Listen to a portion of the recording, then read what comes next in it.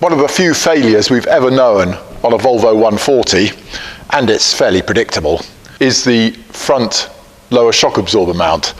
We've already covered in an earlier video how to add the reinforcing plate to the lower wishbone, which stops it fatiguing, which stops the mount from fatiguing off and breaking free of the lower wishbone. The other aspect is that the bushes tend to wear out long before the shock absorber does. So let's go and have a look at that. Okay, so here they are out of the car, and there's something else to note as well besides the bush, is that this crossbar that secures it to the lower wishbone has a tendency to drift fore or aft in the bush. Now, as you can see, I have in the past put a half washer in there to try and avoid this, but there seems to be no obvious rhyme as to whether it's going to drift fore or aft. So wherever you put your washer, it seems to drift the other way. And because I'd rather be able to replace my bush easily, I only do a washer on one side, and in fact I'm not even sure I'd bother doing that anymore, to be honest. I think that's probably a waste of time. You just have to accept that it tends to drift fore and aft. Okay, so there's the pin, and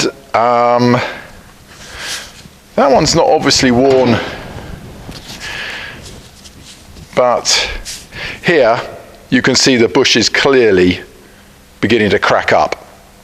And to put that into perspective, on the London to Cape Town with my driver Richard, we first of all managed to destroy this bush before we even got out of Ethiopia. Mind you, Ethiopia was one of the longest and fastest sections of the rally.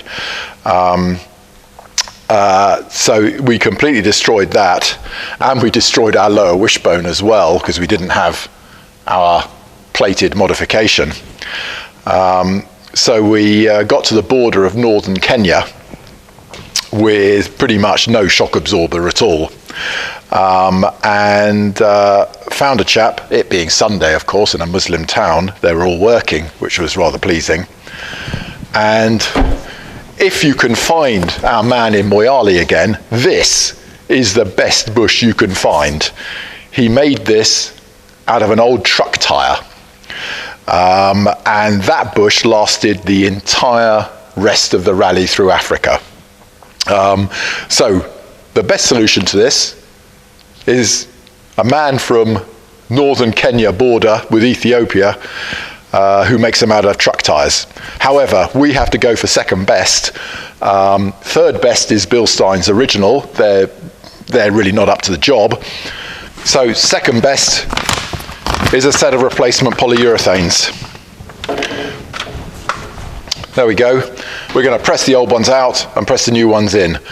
And that'll be that task. Okay, let's go and get to work.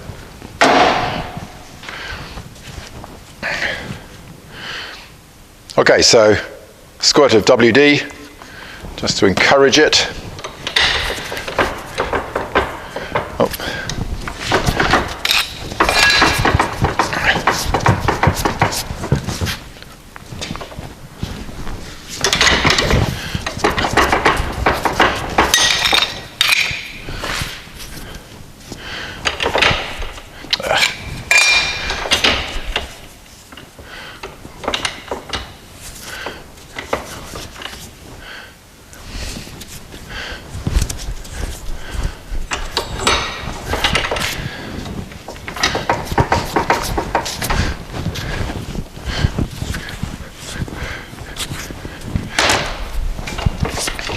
There we go. Now I'll go away and just tidy up that shank,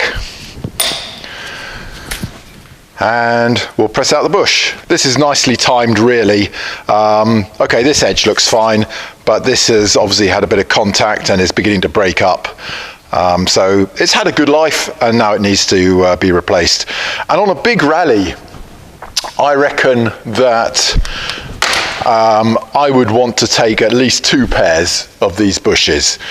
To be honest, if you've got the spring rate right, then you're probably only going to need one pair at about the 5,000 mile mark, competitive miles. But if the spring rates are slightly too soft, which can always happen, then these are going to wear out a lot faster. So they're no weight, and so therefore it is something that is worth taking with you.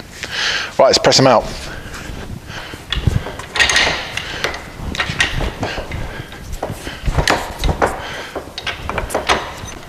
Now, if you don't wish to keep your old bushes, which you can't really think of a reason why you might want to keep them, then probably the easiest way to do it is just cut that shoulder off.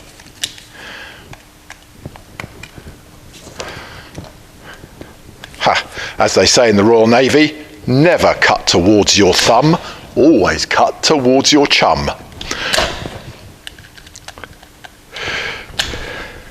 think that was possibly Petty Officer Jones that taught me that one at Dartmouth Naval College.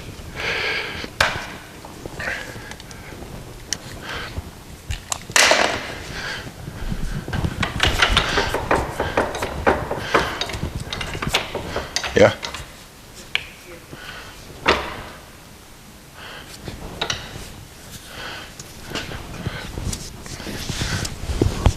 There it goes.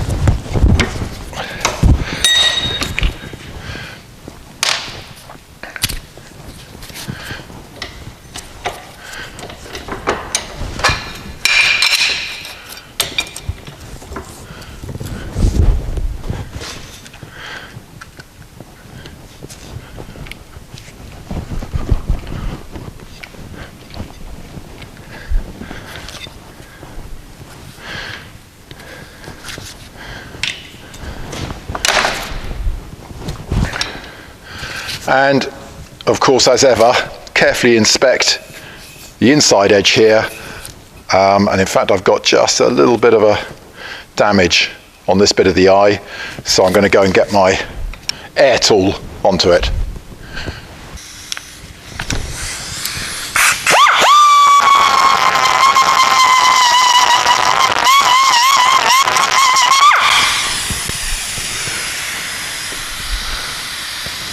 There we go, that's the inside edge dressed.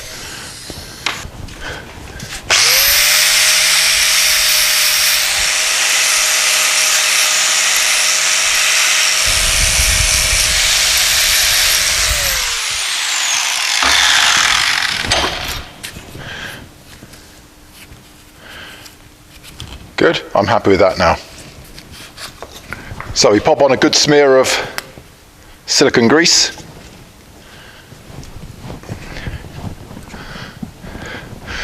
We can only supply the bush for the Bilstein shock absorbers. The rest of them are a bit of a guess as to what bush they're using. So beware of that if you do call us up. We may have to go through quite a few iterations to try and get the right bush for other shock absorbers. Bilstein, we know which bush it is. Okay, and let's go and press that in.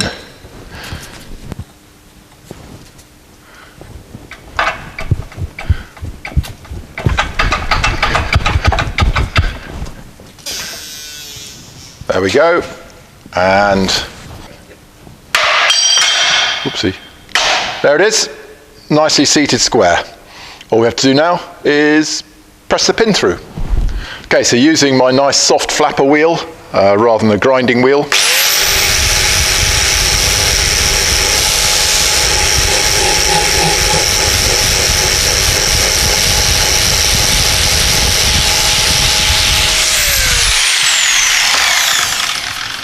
Nice and smooth.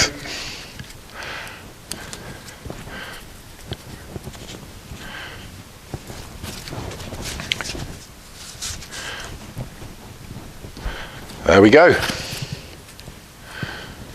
One shock absorber with a replaced polyurethane bush, ready to go back into the 140. So, there we go. Really the learning points are twofold on this, or are they threefold?